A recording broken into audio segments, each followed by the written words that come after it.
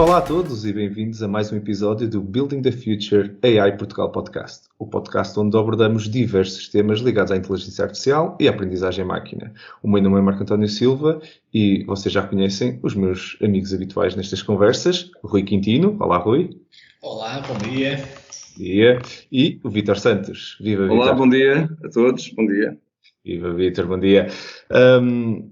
Parece impossível como o tempo passa, já chegamos ao episódio número 10, com um imenso conteúdo, sempre com conversas muito descontraídas e sempre muito interessantes. Muito obrigado a todos que nos tenham ouvido e tenham acompanhado neste caminho, pelo vosso feedback e por nos terem ajudado a continuar a melhorar este podcast.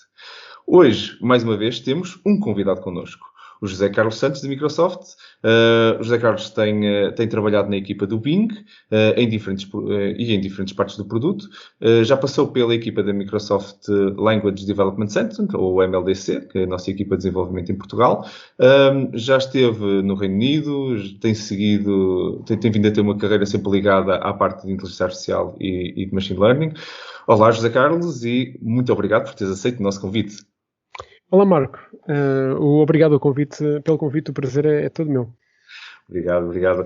O tópico de hoje é os testes AB em sistemas de inteligência artificial e machine learning. É uma área que o José Carlos tem muita experiência e tem tido tempo para estar exatamente na equipa do Bing a trabalhar também nesta perspectiva. E é cada vez é também muito importante e é complicado trabalhar este tema e os tipos de testes e a escala do produto como é um Bing traz outros challenges que de certeza que vamos ter a oportunidade para abordar neste episódio. Vai ser um episódio muito interessante, mas antes de começarmos, José, conta se calhar um pouco aos nossos ouvintes que possam não te conhecer o que é que fazes no Bing e como é que tem sido esse percurso. Certo.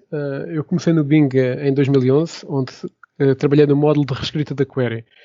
A maioria dos utilizadores do motor de busca não saberá, mas quando escrevem ou quando interagem por voz, a query que é pesquisada não é a query que escreveram. Há um módulo de reescrita da query, onde a query é corrigida, é anotada e é aumentada. Por exemplo, são corrigidos erros ortográficos, são adicionados sinónimos. Por exemplo, se escreveu casas para alugar, vamos pesquisar também por casas para arrendar. E, em alguns casos, entidades que apareçam na query são anotadas. Por exemplo, pontos no Porto, o token Porto é anotado como sendo uma cidade em Portugal. Isto permite aumentar o recall no index do motor de pesquisa. Isto é, o número de documentos, as páginas ou sites que fazem match à query vão aumentar. Se a query não fosse aumentada, o conjunto de resultados seria muito mais restrito. Portanto, o módulo de reescrita aumenta o número de documentos que o ranker, para depois o ranker conseguir ordenar. Isto é bastante importante, isto aumenta o NDCG, que é uma das métricas-chave. Em 2013, passei da equipa de reescrita da query para a equipa do Bing, do autosuggest do Bing. O autosuggest é a feature que faz autocomplete à query à medida que esta está a ser escrita. Há muitos aspectos importantes do autosuggest que o utilizador desconhece. Por exemplo, o objetivo do autosuggest é mostrar as queries mais relevantes dado o contexto do utilizador. O país, a cidade, o entry point, por exemplo, se está num telemóvel, se está no Windows 10, se está no MSN, se está na barra do Edge, se está no SERP, isto são os entry points. A query que nós vamos mostrar é dependente destes fatores e de queries anteriores que o utilizador tenha feito. Um sistema como o autosuggest, o autocomplete, melhora a experiência do utilizador de duas maneiras. Uma, poupa keystrokes, que significa alguns segundos por query. Em vez de levarem 7 ou 8 segundos, levam 2 ou 3, estão a poupar 5 segundos por query, isso multiplicado por dezenas de milhões de queries todos os dias, estamos a poupar meses à humanidade, não é? Por dia. Também é importante, estamos a ajudar a escolher queries que vão ser melhor formuladas, que são mais bem escritas, ou que por trás têm uma página de resultados com melhor qualidade, o que aumenta a probabilidade de o utilizador ser bem sucedido. São esses os dois pontos que o autosuggest é importante. Além destes desafios de data science, há também os desafios de engenharia, porque nós lidamos em peak traffic cerca de 100 mil keystrokes por segundo. Para cada keystroke é um pedido ao servidor, não é local. E isto temos de responder com uma latência baixa, no percentil 95 temos 50 milissegundos, e temos 5 data centers espalhados pelo mundo, e fazer os deployments, a data estar fresh, são uma série de desafios de engenharia muito, muito interessantes. Ora bem, eu trabalhei no AutoSuggest até agosto de 2020, portanto até a semana passada, desde há uma semana, desde setembro de 2020, passei para a equipa do shopping, do Bing Shopping. O objetivo no shopping é melhorarmos a experiência de compra do utilizador. Aqui fazemos scraping. Scraping é, vamos apanhar o conteúdo das páginas de milhões de produtos, indexamos por características e depois temos módulos de comparação de produtos. As características, os preços, percebemos quando é que um produto está com um preço mais baixo que a sua média histórica e fornecemos esses dados ao utilizador para o ajudar na decisão de compra. Há vários sites que fazem isto. Por exemplo, nos sites de compra de voos é muito frequente termos lá, dizemos o que queremos e quando aquilo está mais baixo do que a média, recebemos um alerta no mail. Nós estamos a querer fazer isso, já fazemos isso no shopping, mas para milhões de produtos. O escopo é muito maior do que nos voos, não é? E para vários mercados, não só para os Estados Unidos. Por enquanto só estamos a fazer isto nos Estados Unidos. Outra característica diferenciadora que começámos a fazer no Bing Shopping, e que também envolve um trabalho significativo de engenharia, é recolher cupons automaticamente que as várias lojas possam ter e quando a pessoa dá o clique, aplicarmos o cupom automaticamente para o utilizador ter esse desconto e manter fazer scraping aos cupons, ter os cupons fresh, saber que é aplicável naquele produto, quando é que o cupom expira, esse trabalho todo é complicado. E pronto, essencialmente é isto o Bing Shopping. Ora bem, o que é que estes componentes todos do Bing em que trabalhei têm em comum? Há muita machine learning e, tão importante, A/B testing. A/B testing sempre para garantir que o que estamos a fazer está a melhorar o que está em produção. Exatamente. E pronto, para quem possa não conhecer muito sobre o tópico deste A/B testing, só de uma forma muito sumária, os testes AB, refere-se normalmente às metodologias de pesquisa do impacto das alterações que normalmente estão associadas a testes de user experience, para quem faz A/B testing em partes visuais, mas também podem ser e são muito aplicados no mundo de AI e ML. Consistem de uma forma genérica de uma aplicação de uma alteração num conjunto de utilizadores, digamos A, o conjunto A, recolher um conjunto de métricas relevantes para avaliar o impacto dessas alterações contra um conjunto de utilizadores B, vamos dizer, dito de controlo, que não recebe essa alteração.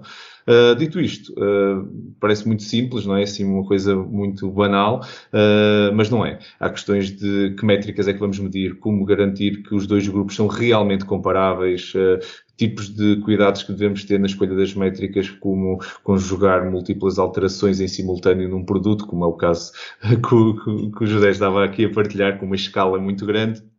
Como lidar com o prediction paradox, o paradoxo da predição, em que nós estaríamos a alterar algo que depois estamos a tentar medir e como é que nós continuamos a ter a certeza que estamos a conseguir entender o que estamos a fazer e a medir corretamente essas alterações. Serão exatamente estes temas que nós vamos debruçar hoje e temos alguém com uma experiência vasta hoje. Muito obrigado mais uma vez, José, por fazeres parte deste episódio e partilhares o teu conhecimento. Se calhar começávamos mesmo sobre exatamente a importância destes testes AB e como é que neste caso na equipa do Bing, mas como é que nós genericamente conseguimos partilhar quão importante realmente é fazermos estes testes e porque é que não podemos fazer skip a esta fase? Seria a minha pergunta para ti, José. Como é que sentes isso? Já vou dar uma pequena ressenha histórica. Nos anos 80 e 90, quando o Office estava em expansão, havia project managers que pensavam quais são as features que fazem sentido implementar. E tinham ideias e faziam, ok, faz sentido pôr o drop-down aqui, ou faz sentido pôr mais somas complexas, somas de vetores, coisas desse género, não é? Isto era tudo muito... Havia pessoas que se reuniam e pensavam quais eram os features que faziam falta para a próxima versão. E isso foi assim durante imenso tempo, não é? Até meados dos anos 2000. Em meados dos anos 2000 começa a surgir, à medida que os produtos são online e começa a ser fácil recolher métricas de sucesso do utilizador, começa a haver este conceito de A/B test, onde vamos testar o que queremos fazer e ver qual é o impacto. Ora bem, porque é que isto é fundamental? O que se viu rapidamente foi as ideias que as pessoas tinham, os project managers, que até já podiam ser project managers daquele produto há 10 anos ou mais, tinham ideias muito fortes sobre o que é que ia funcionar.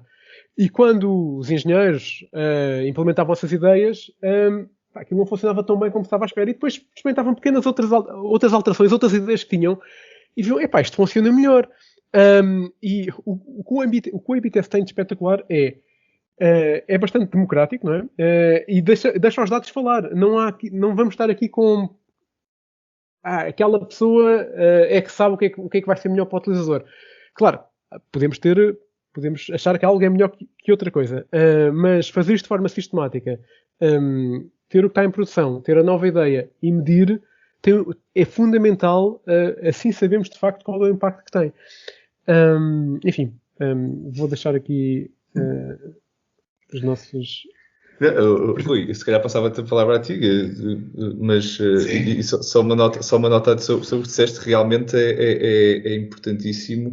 Eu sou um fã antes também da parte AI e da parte Lean, e prototipagem e testar algo é completamente diferente de teorizar o que é que vai, o que é que será, o que é que seria se eu tivesse feito. Fazer é a única medida realmente de sucesso, e acho que é importantíssimo isso. Mas Rui, força, desculpa. Dois fãs, então, porque eu também sou muito fã de Lean. Antes de mais, eu estava a ouvir o José e estava a pensar, tenho que finalmente começar a usar mais o Bing em vez de outro motor de busca da concorrência. Porque realmente acho, principalmente essa parte do shopping, interessam bastante. Olha, eu por acaso ia pegar num ponto e ia subverter até aqui um bocadinho, mas tu disseste uma coisa, realmente eu ia já... uma pergunta então mais desafiante, que é, obviamente faz todo sentido, ou seja, testar as ideias e democratizar, mas a minha pergunta iria para estas experiências todas têm um custo também, ou seja, se depois, na prática, em termos de priorização, continua a haver um ranking, ou seja, um ranking de ideias a testar, que, por exemplo, está a ver com a posição da pessoa na empresa, ou seja, se nós na prática só fazemos um switch do problema um bocado mais para a frente. Excelente pergunta. Então, uma coisa muito importante é termos uma métrica offline. Antes de fazermos o flight, podemos ter muitos candidatos. Podemos ter 10 ou 20 candidatos para flight. E o que podemos pôr a fazer flight em produção é limitado por uma série de razões. Uma delas é a bandwidth que há, porque tipicamente pomos 5 a 10% dos utilizadores num flight. Não podemos estar a correr 20 flights ao mesmo tempo, não é? Além de que também tem a ver com o número de máquinas que temos para flights e assim, portanto, há restraints de facto, há constraints de facto à quantidade de flights que podemos fazer por semana. Portanto, o que fazemos é, desenvolvemos heurísticas offline, temos métricas proxy para o que vai acontecer. O que fazemos é, por exemplo, queremos medir a percentagem de sessões bem-sucedidas, que é tipicamente a métrica-chave no Bing. Offline, temos aqui um novo modelo de ordenação. E temos os logs dos utilizadores na semana anterior. E sabemos, para esta query, onde é que ele carregou? E agora sabemos, se nós tivéssemos o nosso modelo, o modelo que queremos fazer flights, se tivéssemos o nosso modelo em produção, em que lugar da lista dos 10 links é que aparecia a query que o resultado que o utilizador eventualmente carregou. E depois simulamos em offline, se aquele flight estivesse a correr, o que é que tinha acontecido. Portanto, conseguimos ter um bom preditor de como é que aquele flight vai correr. E fazer esse sistema offline de prever o que vai acontecer num flight envolve uma competente de engenharia significativa, porque nós queremos imitar o flight o mais possível offline e para fazer o tal ranqueamento. E depois é que... o responsável ou a equipa responsável pela ideia é removida desse processo, ou seja, o peso dessa equipa ou quão removida é que é, por exemplo. Sim, o que se passa, a infraestrutura de flight que nós temos é uma infraestrutura comum para toda a Microsoft. Começou no Bing, mas depois o Office também a adota, e o Office 365, naturalmente, tudo o que é online, até o Windows 10. Portanto, hoje em dia, todos os produtos da Microsoft há um push brutal para usarem toda esta infraestrutura e, exato, o Bing foi o pioneiro porque é um serviço online. O que se passa é, quando o flight corre, há uma série de métricas que não só sobre o nosso produto, por exemplo, no caso do AutoSuggest, não só sobre o AutoSuggest, mas como é que aquilo impacta o revenue, como é que aquilo impacta o ranking final da página, porque sabemos o impacto da nossa alteraçãozinha no cômputo geral. E depois, para podermos fazer chip daquilo, vamos a uma flight review, onde estão outros stakeholders, outras equipas, que nos têm de dar green light. Nós temos de mostrar que o flight é pelo menos neutral nas métricas que lhes interessam a eles e é positivo nas métricas que nos interessam a nós, não é? E no scorecard nós vamos ter são centenas de métricas e depois levanta problemas quando tens centenas de métricas, algumas vão ter p-value menor que 0.05 só por random chance, não é? E depois podemos falar sobre isso, mas enfim, voltando ao ponto, o que se passa é essas métricas são muito objetivas e nós podemos dizer, mas isto era mesmo bom, mas o scorecard não mente, não é? Se aquilo está... Isso acontece muito frequentemente, por cada 10 flights faz chip, porque não passa... É muito difícil ser melhor que a produção. O que está em produção agora é todos os flights que fizeram chip nos 10 anos anteriores, não é? Cada vez que há um flight que faz chip, a experiência B que passa a ser melhor do que a A, e sempre tem produção, e depois o bar para a próxima é cada vez mais alto. Portanto, eu diria que acho que há um trabalho bom em termos de o bar para fazer chip é alto. Não se faz chip só porque achamos que sim, é preciso a métrica. Aliás, eu vou dizer mais uma coisa, muito importante. Nós temos esta métrica-chave que é a percentagem de sessões bem-sucedidas e temos objetivos. Equipas têm objetivos nessa métrica. Melhorar 2% a percentagem de sessões bem-sucedidas. Nós, a cada flight, pode melhorar a nossa métrica. É difícil melhorar essa métrica. Quando melhora essa métrica, o que é feito é feita uma certificação. Há outra equipa que vai fazer um reverse flight, onde isso entra em produção, e agora a seguir desliga, o que se faz põe-se o que estava anteriormente a correr durante um período de 2 semanas, ou uma semana depois de fazer chip, durante um período de 2 semanas vai-se correr aquilo outra vez, o que está em produção versus o antigo, e vai-se verificar se aquilo de facto se mantém, e a magnitude, é sobre essa parte, 2 semanas depois de já ter feito chip, que se vai certificar se de facto aquilo melhorou ou não. E se não tiver melhorado, não temos crédito. Não temos crédito nessa métrica. Há uma equipa independente que faz tracking para todas as equipas. Qual foi o contributo de cada feature nisto e de forma independente verificar se aquilo melhorou mesmo a métrica que se quer. Muito interessante, muito interessante. Vítor, não sei se queres lançar a palavra. Eu penso que realmente estes testes AB são muito interessantes e, em particular, no contexto aqui do nosso podcast, interessa perceber como é que o machine learning pode ser usado para fazer estes testes AB e quais as vantagens que se têm de aplicar algoritmos de machine learning. Mas eu, antes disso, queria fazer aqui uma pequena provocação, ainda relativamente a esta ideia de que que a data science pode indicar que há uma melhor experiência para todos os utilizadores. E eu queria aqui provocar o José Carlos, meu amigo há muitos anos, dizem, então, mas não deveria ser exatamente o contrário. Em vez de estarmos à procura de uma alteração que sirva a todos os utilizadores, não deveríamos ter, se quisermos, algo personalizado. Não estamos a andar ao contrário. O que é que tu tens a dizer sobre isto, José Carlos? Ora bem, sim, quando nós estamos a fazer uma característica, por exemplo, no caso do AutoSuggest, nós queremos ser mais contextualizados para a situação do utilizador. Queremos mostrar sugestões específicas para a localização do utilizador. Sugestões específicas para as queries que o utilizador fez no passado. Sugestões específicas para o entry point onde o utilizador está. Se está num telemóvel, mostramos sugestões diferentes do que se estiver na web, no desktop. Isso já estamos... quando nós demos... É um novo modelo. O modelo é para todos os utilizadores, mas o modelo tem em conta features do utilizador, não é? Portanto, mas são poucas, não é? Não, são algumas, quer dizer, poucas. Temos a localização. Também depois há a questão da privacidade, não é? Temos a localização, a cidade onde está. Temos queries anteriores ou a ontologia das... Qual é que é o conceito que está? Está a falar de viagens, está a falar de restaurantes, está a falar de compras, está a falar de pesquisas Wikipedia, desse tipo de coisas. E isso, saber qual é o intent que o utilizador tem, que teve nas queries, na query imediatamente anterior, diz-nos, por exemplo, escreveu Tom Cruise e agora escreve IMDb, é muitíssimo mais provável do que Indeed, por exemplo, que seria típico para uma query começada por aí. Este tipo de coisas, este tipo de informação, este novo modelo que estamos a testar, apesar de ser um modelo geral e utilizadores, o modelo tem em conta características dos utilizadores e, portanto é que uma das grandes, um dos pitfalls, uma das críticas que têm sido recorrentes, tem sido justamente a falta de empatia com o utilizador, não é? Da utilização deste tipo de aproximações. Não, há duas coisas aqui que eu diria. Primeiro, os modelos podem ser personalizados e outra coisa é falar, quando nós temos dezenas de milhões de utilizadores por dia, diferentes, não é? De utilizadores, como é o caso, só nos Estados Unidos, como é o caso do Bing. E até podemos estar a fazer um modelo que não seja personalizado. É dificílimo. Estás a melhorar a experiência para todos os utilizadores. O que se passa é em média. O que interessa é que em média tu vais melhorar a experiência, não é?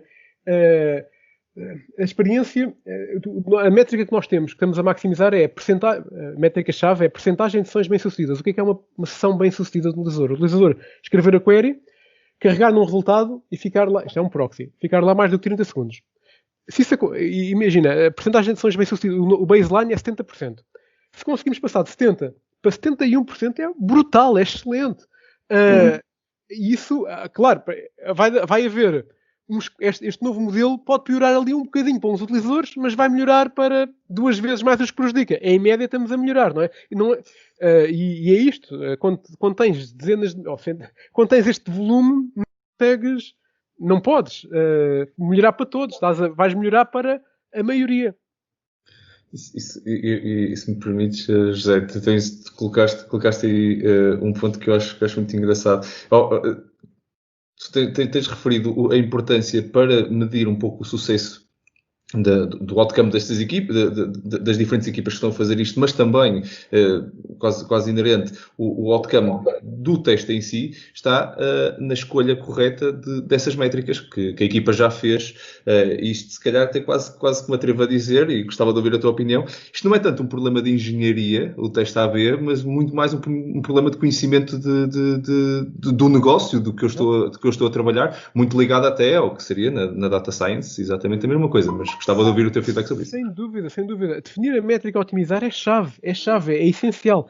Aliás, havia um vice-presidente da Microsoft que costumava dizer: põe as pessoas mais inteligentes a trabalhar na definição da métrica e a partir daí depois é otimizar a métrica. O difícil é definir qual é a métrica a otimizar. É dificílimo, porque é muito fácil arranjar métricas que são otimizáveis no curto prazo, mas é negativo a longo prazo. Por exemplo, uma métrica como revenue. Se nós quiséssemos otimizar o revenue, o lucro, uma experiência óbvia seria pôr mais anúncios. Isso a partir isso vai melhorar o revenue. Claro que ia melhorar o revenue, mas isso é péssimo a médio prazo. Vais perder utilizadores, vais perder relevância. É fundamental que a métrica não seja gamed, não seja facilmente fazer a batota, como, além disso, é uma métrica que tem de estar de braço dado com o sucesso do produto a longo prazo. E esta métrica de a sessão ser bem sucedida, o utilizador ser bem sucedido, que é um conceito um bocado abstrato, e um proxy é mais complexo do que isto, mas um proxy simples para as pessoas perceberem é a pessoa ficou mais do que 30 segundos num resultado que clicou, ou se for uma pergunta do género, a temperatura em Lisboa recebeu ali são 30 graus e a resposta está lá e é a resposta certa. Qual é a percentagem de queries para as quais nós conseguimos fazer isso? E esta métrica, percentagem de sessões bem-sucedidas, é uma métrica muito mais robusta do que o revenue, por exemplo, ou do que o número de utilizadores, mesmo só o número de utilizadores, porque podes ter estratégias de arranjar mais tráfego. Queres saber com bem-sucedidos são os utilizadores. E isto é uma métrica geral para o Bing. Depois, para cada equipa, para nós, no AutoSuggest, nós tínhamos a métrica-chave era o rank of issued query. É quando tens as sugestões que nós estamos a mostrar, em que posição, na lista de sugestões, é que aparece a query que o utilizador carregou. Não é? É uma métrica importante. Outra métrica que também usamos no AutoSuggest é os keystrokes que nós estamos a propor ao utilizador. Keystroke saved. Exato, são métricas que estão correlacionadas com o sucesso do utilizador. E é muito importante pensar bem nas métricas, e depois também um bónus são métricas que nós conseguimos medir bem offline, ou melhor, se nós conseguirmos como é caro fazer flights, mesmo assim é muito mais barato fazer flights do que fazer chip ao produto e depois ter um problema, né? Mas como tens bandwidth limitada para os flights que podes fazer, é importante teres uma métrica que em offline consegues simular como é que em princípio a métrica se vai comportar. Portanto, por vezes até vais fazer algumas concessões e vais, ok, tenho aqui, ou arranjas uma métrica de proxy offline. Portanto, são estas coisas todas que têm de jogar para conseguirmos ser ágeis, porque é fundamental ser ágil, fazer chip com frequência e estar a melhorar a experiência do utilizador. Sim, e passaste mesmo essa imagem muito boa para quem nos está a ouvir, que realmente, se calhar, acho que muita gente pensa este problema, até depois já vamos ter a oportunidade, se calhar, de falar a seguir sobre toda a componente da MLOps e tudo, que é uma questão de engenharia, não é? Isto como implementar isto, mas de vez em quando o que implementar é uma pergunta muito mais importante, e obrigado por partilhares isso, José. Rui, passo-te a palavra para também partilhares as tuas questões. E aproveitar aqui até, precisamente falando da questão do teste A/B, do A e do B, não é? E das dicas que vocês tenham e nos cuidados, vocês trabalham isto a uma escala impensável, se calhar para a maioria das equipas, não é? Cuidados a ter na escolha dos grupos, que utilizador é que vai para cada grupo, portanto na questão da representatividade da amostra, para o teste, para o controle, contaminação de experiências, várias dicas que vocês... Ora bem, sim, isso é um problema essencial. Se a amostra, se o A e se o B forem enviesados, vai haver problemas, não é? Nós queremos que sejam o mais parecidos possíveis. Nós queremos que a única coisa que difere é o que é que estão a ver, não é? Um está a ver o que está em produção, o outro está a ver algo diferente. Portanto, é essencial, como disseste, Rui, que as amostras sejam homogéneas. O que é que isso vai acontecer? Como é que consegues uma amostra homogénea? É fazer aleatoriamente, não é? Assignas os utilizadores. Tens o teu grupo, tens a população total de utilizadores, tens os teus universo de utilizadores e, aleatoriamente, mandas uma moeda ao ar, ok, este vai para o A, este vai para o B. Faz isso aleatoriamente. Isso era o que era feito para aí até 2012, 2013. Isso em geral funciona muito bem. Mas há situações onde mesmo que pareça aleatório, não é assim tão aleatório e há um viés, há um bias na escolha dos grupos. Posso-te explicar porque é que isso pode acontecer? Vou explicar porque é que isso pode acontecer. Porque é que isso acontece? Ok, isso acontece porque os nossos ouvintes devem estar a pensar, mas como é que é possível? É aleatório, pá, em média, o grupo A e o grupo B vão ser... Com tanta gente, não é? Em princípio, não é? Claro, com tanta gente, em princípio, não vai haver problema. O que se passa é o seguinte, é que nós temos vários flights a correr. Imagina, temos 10 slots para flights, cada slot com 10%. Acabou um flight e temos agora 20% disponíveis. Mas o flight que acabou, exato, agora os outros flights continuam a correr. Agora quer começar um flight, vou com aqueles que acabaram, não é? E portanto, já tenho ali um universo muito mais pequeno. Aumenta muito mais Claro que agora, mesmo assim, vou escolher aleatório dentro destes. Mas já estou a aumentar imenso a probabilidade de haver problemas, não é? De haver problemas no viés, não é? Porque já não estás a escolher a população toda, estás a escolher a subpopulação do flight que acabou de acabar. Sim. Exato, não é? E não é só isso. E depois o mais complexo é, tens o flight que acabou de acabar no autosuggest, mas também tens o flight que acabou de acabar no ranker geral do Bing. E são number lines diferentes. E isso faz com que haja muitas...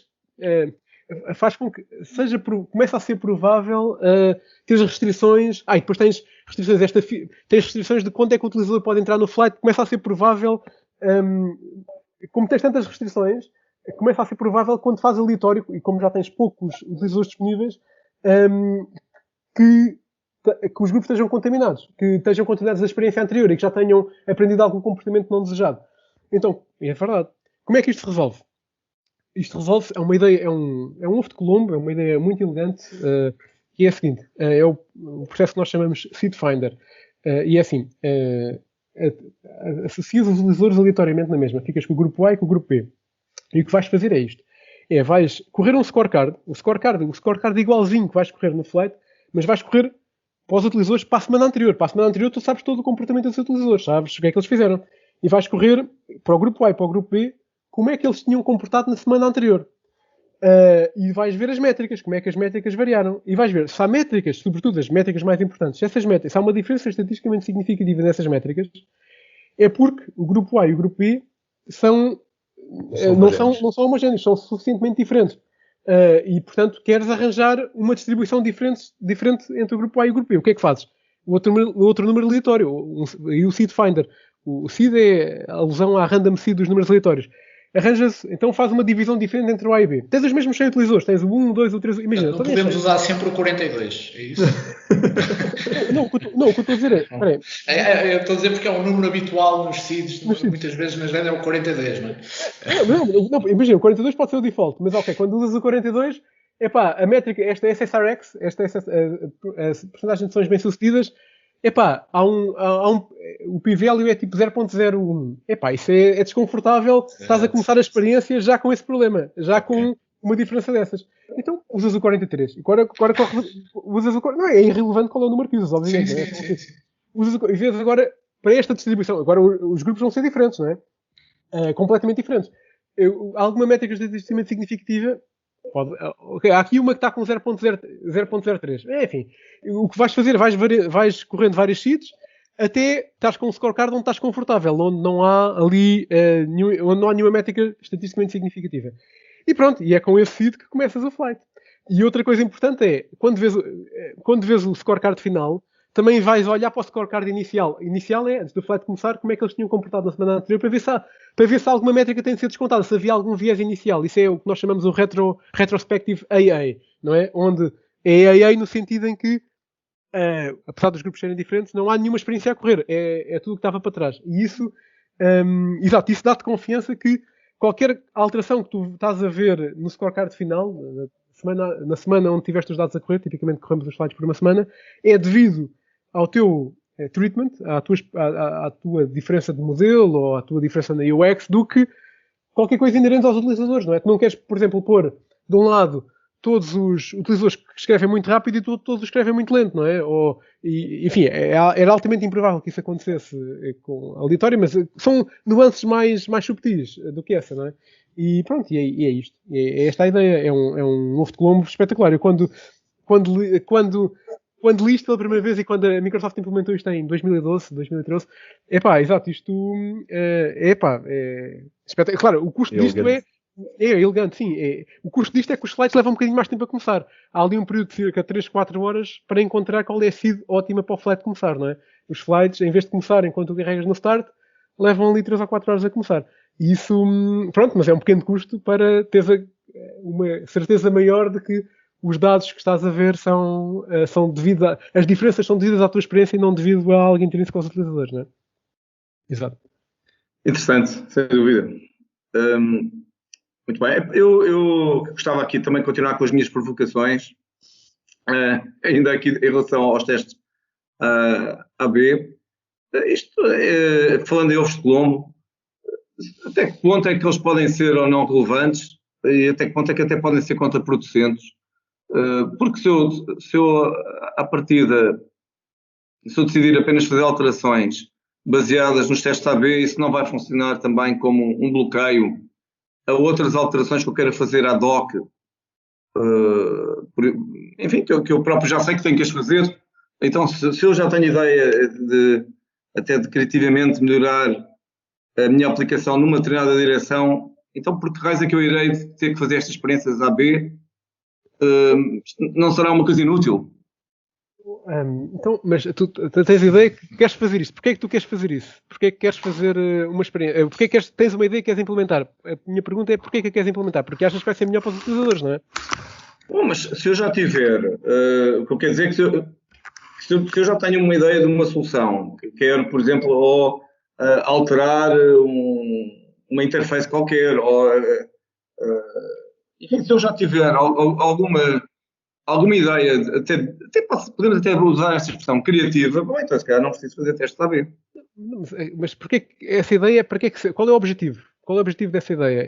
Bom, mas poderão ser várias coisas, desde até de tornar a interface mais agradável, até sempre atualizar o tempo de carregamento, sei lá, qualquer mudança que eu possa fazer. Tens de ter um objetivo nessa mudança, tornar a interface mais agradável. Qual é a métrica que vais usar para medir se a interface é de facto mais agradável ou não para o utilizador? Não sei aqui se o Vítor, mas se o Vítor não está a ir à própria gênese do porquê dos testes AB, não é? Que ia perguntar isso. Porquê é que é importante fazer? Porquê é que simplesmente nós não fazemos o teste AB? E se eu acho que isto vai funcionar, não é? Eu acho, eu pensei nisto, eu sou designer e eu sou machine learning expert, porquê é que eu digo, não, eu tenho total autoridade e faço o skip? Ou seja, o porquê, não é? O que é que eu posso prever?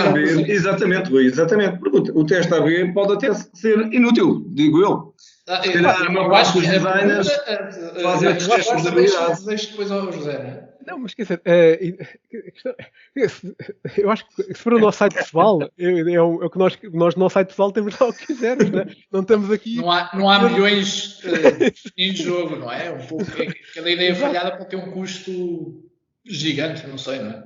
Exato. Vou dar aqui uma metáfora aqui um bocado até ridícula. É um bocadinho, vamos lá ver, quando o artista faz a sua pintura, não faz um teste AB com a pintura A e a pintura B para colocar grado ao público, ou faz? Eu acho que se ele pudesse fazer isso, fazia, não é? Eu acho que ou não é? Eu se fosse artista, não, se fosse, o que é que o artista quer maximizar, não é? Quer maximizar o reconhecimento público, o valor da sua obra ao longo do tempo.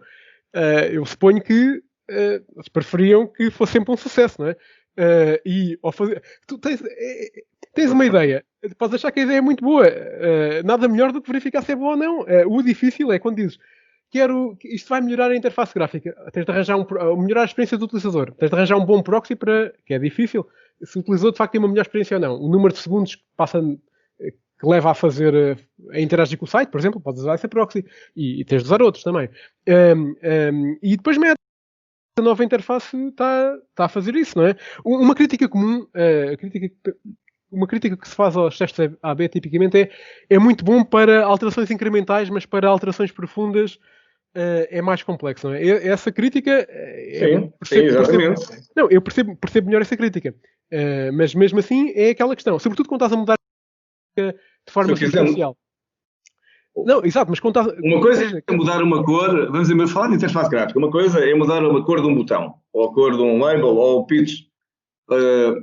Outra coisa é mudar completamente a interface. E se calhar, se eu quiser mudar a interface, se calhar eu não preciso fazer um teste AB. Não faz sentido. Então não faz. Então podes pôr a interface antiga, a interface nova e vês. O que se passa geralmente, o problema disto é o que nós chamamos de um cold start, onde tens os utilizadores, quando a interface muda completamente, levam um tempo a adaptar-se e naturalmente o incumbente tem uma vantagem. Quem já está, o que está em produção tem uma vantagem grande que já estão habituados àquela interface. Onde é que está aquele botão? Onde é que está E isso tem uma vantagem injusta. Portanto, o que tipicamente faz tens uma semana onde é o tempo para os utilizadores se ambientarem e depois começas, até já estás a medir as métricas, mas uma semana depois é que faz a métrica, os utilizadores já estão habituados, tens os utilizadores da versão que está em produção, a nova versão, e vês novamente as métricas. Se ao longo do tempo os utilizadores na versão com a nova interface estão de facto a melhorar o tempo de resposta, o tempo de interagir com o site. Mas faz todo o sentido na mesma fazer teste AB. Faz todo o sentido. Claro, não é porque se não fizer numa lógica de democracia, não é? Numa lógica em que o que eu quero é que o utilizador decida, não é? Em que estou a perguntar ao utilizador, não é? Mas eu posso ter outras lógicas, não é? Nomeadamente de eu próprio querer criar uma ruptura, ter um breakthrough em termos do que é a minha interface, ou não? Claro que podes fazer. Isso não funciona como uma força de bloqueio, repetindo a minha provocação. A questão é, tu tens uma métrica a maximizar. A tua nova interface é para melhorar essa métrica que tu queres, não é? Seja ela qual for. Tu queres que os utilizadores consigam ser mais bem-sucedidos, que usem o teu site mais, que façam mais queries, ou que façam mais compras, ou que na Wikipedia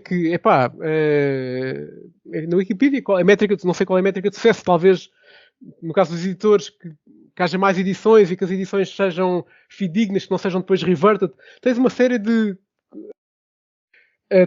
acho que é fundamental teres uma métrica que tu queres relacionada com o sucesso do teu negócio. Esse é o primeiro passo e tudo o resto é derivado disso, não é? Todas as melhoramentos que queiras fazer são para melhorar isso. Eu vou ajudando aqui o José também. É assim, no fundo nós termos intuição versus data, não é? Data vai sempre melhorar. Data trumps intuition every time. Exatamente. Eu só numa nota até de fecho, falaste um ponto importante que acho que e se calhar também antes de entrarmos na rubrica ia-te lançar esta questão. Falaste do facto de isto ser muito dado ou muito adequado a alterações incrementais, José. E não tanto, se calhar, para Big Bang changes. E falaste até no exemplo da interface. Mas ia-te perguntar como é que tu vês as alterações nos componentes da ML. Por exemplo, normalmente, um retrain de um modelo de AI, Deep Learning em particular, por exemplo, em si, eu não consigo controlar se a mudança é incremental ou se é uma big change, não é? Porque tipicamente eu tenho que retreinar o modelo todo. E isso pode tornar o A/B testing algo complexo de medir pelos pontos que tu estavas a dizer e bem relativamente ao impacto, não é? Quer dizer, de um momento para o outro eu estava habituado a que ele me ajudasse muito e agora de um momento para o outro ele está-me a dar sugestões num tipo completamente diferente. Eu sei que as métricas são as mesmas, mas pode haver ali uma mudança significativa do interior do modelo. E como é que vocês veem isso? Ou como é que tu pessoalmente vês este tipo de alterações? Não. Quando eu disse Big Bang Change, tem sobretudo a ver com perceptível para o utilizador. Portanto, sobretudo, isto tem mais a ver com o X. Se o modelo alterar profundamente, isso é pouco relevante para o utilizador. O que interessa é... o modelo pode ser completamente diferente, pode estar a usar muito mais features. Mas isso para o utilizador é completamente transparente. Ele vai achar, estas sugestões agora são melhores. Mas isso é apenas a ordem dos resultados está melhor. Mas se o UX não mudou, isso não é significativo. Não é significativo. O modelo de ser alterado. Quando eu digo que é importante fazer A/B testing do modelo de machine learning, vamos lá, vou tentar explicar um pouco melhor. Nós, para um modelo, tipicamente, nós em offline conseguimos fazer imensas coisas. Nós sabemos qual é a precision do modelo, qual é o recall, qual é que é a sensitivity, qual é que é... Temos imensas características que conseguimos avaliar. Temos um conjunto de treino, um conjunto de teste. E, portanto, já temos uma boa ideia se aquele modelo, para o problema que está a tentar resolver, se é melhor ou não. Ainda assim, é muito importante, pelas razões todas que eu elenquei anteriormente, fazer de facto um A/B test. Porquê? Porque quando pomos um modelo em produção, há uma série de outras coisas que na nossa versão offline, ou que não é só a questão da precision do recall, há também a questão da latência do modelo, a memória que está a usar, e uma série de outros parâmetros que, mesmo sem ser estes problemas, mesmo só do problema de data science em si, tens a questão de parece que é muito bom, e até pode ser bom para dar os resultados, mas tem algum side effect que, por exemplo, pode fazer coisas do género, dar resultados duplicados, ou muito próximos uns dos outros. E isso, na métrica-chave que tu estás a ver, até é bom, mas quando fazes aquilo com a página toda, percebes desse problema, isso fica visível. Portanto, enfim, tens métricas, todas as partes do stack, não é? Quando estás a desenvolver o modelo, tens as métricas diretas, clássicas, Precision, Recall, estas que acabei de mencionar, F1 Score. À medida que vais pondo, integrando isto com o resto do sistema, tens como é que ele interage com o resto, não é? E com o stack, e isso é fundamental de medir. E não só, e na realidade nós estás a falar e bem das métricas que nós medimos, tipicamente no modelo, mas não são as métricas de negócio, e essas tornam-se só possíveis efetivamente de medir quando estás num cenário produtivo, não é? Exato. E acho que isso, por acaso, é uma lição bastante importante. Acho que tem aqui imensas lições muito, muito importantes. E desde já agradeço, José, por teres partilhado muito, muito insight sobre isso. A nossa conversa continua, mas agora, se calhar, na nossa rubrica.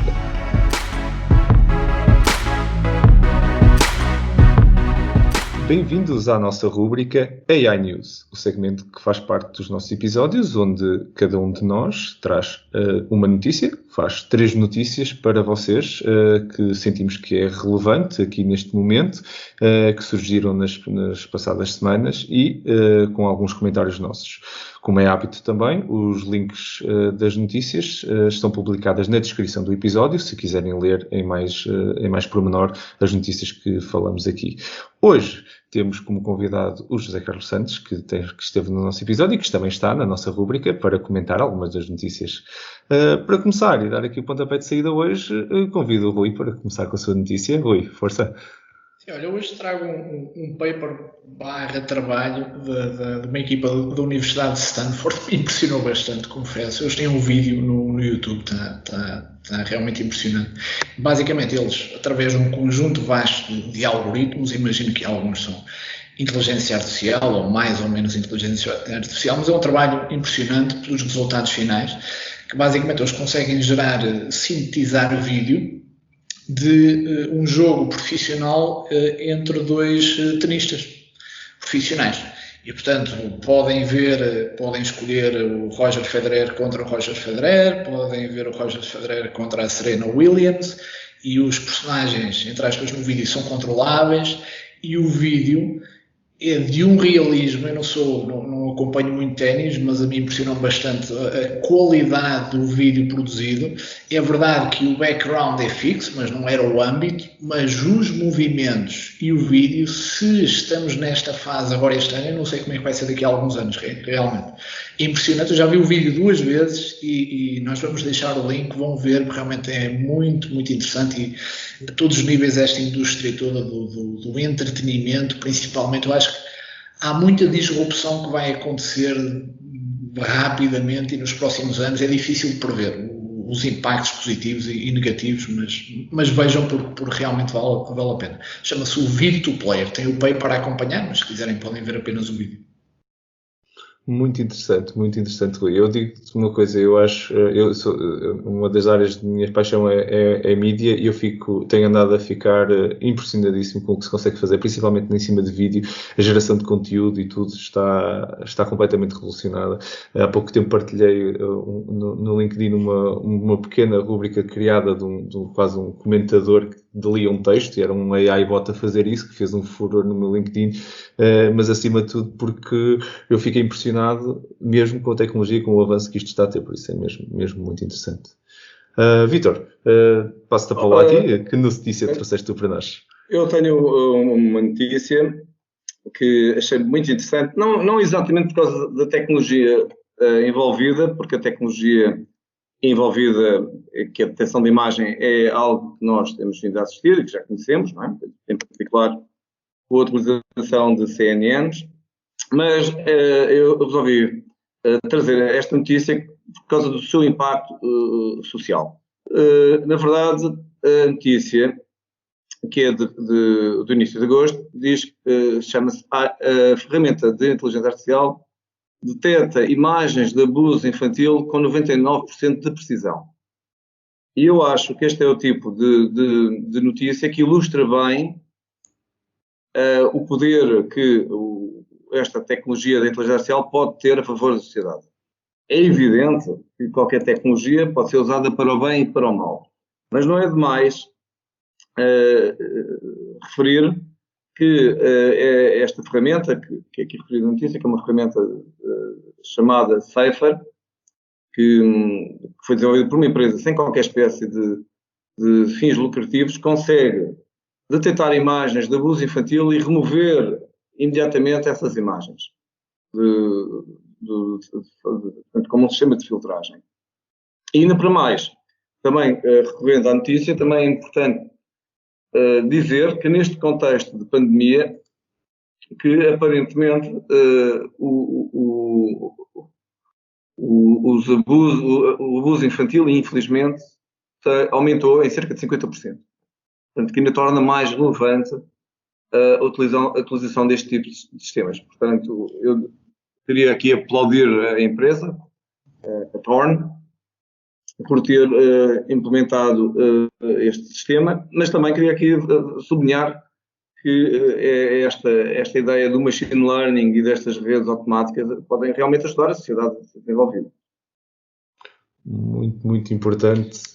Agora, estava aqui a rever a notícia, por acaso, e há aqui uma parte que ilustra uma coisa que já me tinha suscitado a dúvida, e é uma problemática paralela, mas não importante. E eles falam explicitamente, e está documentado, o stress, e inclusive é o que diz aqui a notícia, de suicídio, terapia, que estão expostos os moderadores deste tipo de conteúdo. Que imaginem o que é ter este tipo de trabalho e ser confrontado com este tipo de imagem, não é? Exato. É impressionante, realmente. Isso eu acho que para mim é a beleza da inteligência artificial, é quando nos consegue não só retirar as tarefas mundanas e robotizáveis, mas acima de tudo as que nos conseguem fazer mal, então é que estamos mesmo onde devíamos estar na inteligência artificial, sem dúvida. Eu, da minha parte, trouxe uma notícia que está muito na voga estas últimas semanas, foi muito mediática, que foi o facto da Microsoft ter se juntado aos grandes da inteligência artificial na luta pelos deepfakes. E pronto, agora começou-se a falar muito de deepfake, só para quem nos está a ouvir, que possa ainda não ter visto esta palavra e não ter entendido muito bem o que é estes deepfakes. O deepfake são aqueles vídeos que se consegue ver em que, por inteligência artificial, eu consigo manipular a cara da pessoa, e não só, e depois também no áudio, como é evidente. Mas ao mesmo tempo, ao juntar os dois e conseguir fazer com que aquela pessoa esteja a dizer o que eu lhe estou a dizer naquele vídeo, esteja a dizer o que eu quero que ela diga, que não é exatamente o que foi dito naquele vídeo em particular. Há bocado no episódio estava a falar de um pequeno protótipo que eu até partilhei, de um vídeo gerado de um robô, no fundo, de um avatar, que disse exatamente o que eu queria e que parecia extremamente realista, e toda a gente até me deu muitos comentários sobre isso. Isto é espetacular, está uma tecnologia mesmo incrível. Pronto, isso seria um bom exemplo de um deepfake se a pessoa que estivesse lá a falar, eu tivesse posto o Presidente da República a apoiar o nosso podcast, por exemplo, quando ele nunca disse isto. Isto seria um exemplo concreto de um deepfake. A Microsoft está a desenvolver algoritmos exatamente para detectar este tipo de vídeos.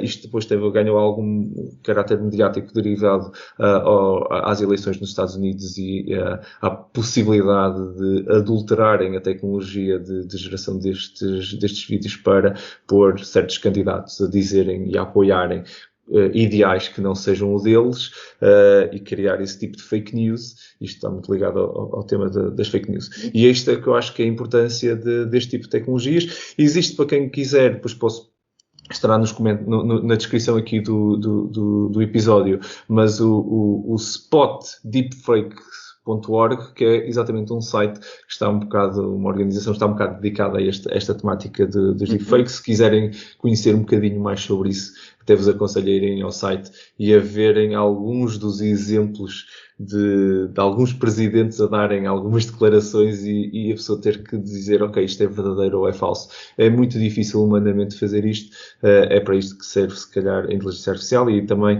se calhar, vai criar aqui uma vertente nova, na minha visão, de certificar quase os vídeos, como temos outras coisas e outras fontes de notícias certificadas. Espero eu que isto caminhe rapidamente para isso. Acho que em breve vamos ter um filtro no Teams onde isso é aplicado em real time, não é? E a verdade é que hoje em dia os deepfakes estão a um nível. Eu olho aqui para a nossa call que nós estamos a fazer e eu diria que aquilo onde eu tenho garantia, ou em breve eu vou ter garantia da autenticidade, salvo nós combinarmos uma password prévia entre nós, é pelo facto de eu saber qual é o e-mail que está aqui ligado. Porque se for na imagem, em breve, Marco, podias não ser tu. Exatamente. Bom, mas eu queria aqui dizer... Isto vai mudar muita coisa mesmo. Sim. Eu espero é que a vertente positiva acompanhe a vertente negativa, é o que todos esperamos hoje. Exatamente. Eu queria aqui sossegar todos os nossos ouvintes que somos mesmo nós, verdade? É verdade. Não há deepfakes aqui. Apesar no próximo episódio, se calhar vou mandar aqui um avatar. Mas é verdade. Vais tirar umas férias. Mas cada vez mais o que é verdade e o que é mentira, realmente teremos muito, seguramente, de ter novas maneiras de certificação, até de nós próprios. Não deixa de ser uma coisa um bocado paradoxal. É verdade. É um tema muito interessante e com este tema concluímos o episódio 2. O meu nome é Marco António Silva e vocês estiveram a ouvir o Building the Future AI Portugal Podcast. O podcast que vos fala sobre inteligência artificial em conversas informais, mas cheias de conteúdo. Um obrigado enorme por mais uma conversa muito interessante aos meus parceiros de Sofá Virtual, ao Vítor Santos. Obrigado, Vítor. Muito obrigado também. Muito obrigado. E ao Rui Quintino. Muito obrigado, Rui. Obrigado. E como é evidente, um especial muito obrigado ao nosso convidado de hoje, José Carlos Santos, por ter aceito o nosso convite e por ter partilhado todo este conhecimento e toda a sua visão sobre este tema de hoje. Muito obrigado. José. Obrigado, meu, pelo convite. E claro, um obrigado a todos que estiveram desse lado a ouvir-nos. É para vocês que nós produzimos este conteúdo. Caso tenham temas que gostavam de ver discutidos em próximos episódios, sugestões, comentários ou feedback, estamos muito interessados em ouvir-vos. Façam-nos chegar um e-mail para podcast@buildingthefuture.pt. Caso ainda não tenham subscrito, não se esqueçam de subscrever o podcast. Podem nos encontrar em todas as plataformas principais e no YouTube. Fiquem atentos para o próximo episódio, como é habitual, dentro de 2 semanas. Até lá, muito obrigado a todos por estarem desse lado e vamos continuar juntos a ativar Portugal e construir um futuro melhor com a tecnologia. Obrigado.